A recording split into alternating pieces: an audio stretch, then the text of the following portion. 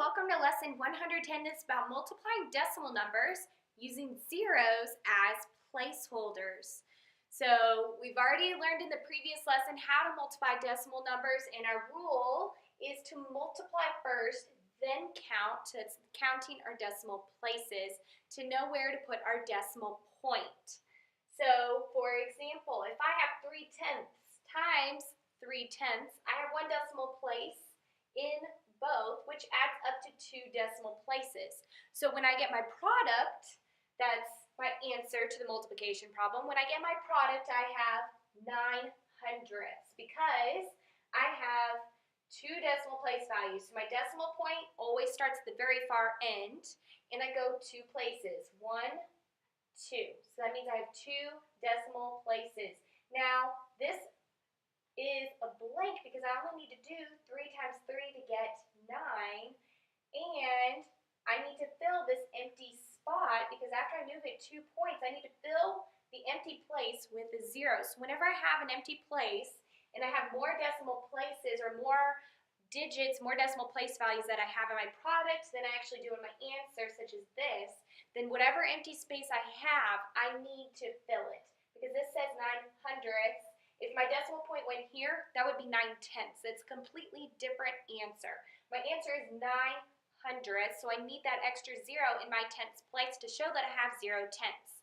Now, an easy explanation that you would recognize with fractions, because 3/10ths in decimal form is written as 3/10 in fraction form. If I have 3/10ths times 3/10ths, I multiply my numerator, which is 9, and multiply my denominator, which is 100. So I have 9/100ths. So this equals this answer. So if we see it like this in our fraction form, this is why it needs to be this way in decimal form. So that's a great way to kind of check your work whenever you're coming across decimal points. If you write them out as fractions and multiply them, you'll know what your denominator is and know how many place values you need to have. Our one example problem that we have in this lesson is 12/100ths times 3/10ths. So we're going to solve that out. I have 3 times 2, which is 6. 3 times 1, which is 3. I multiplied first. Now I need to count my decimal places. This says 12/100ths, and this is 3/10ths, in case you can't see it.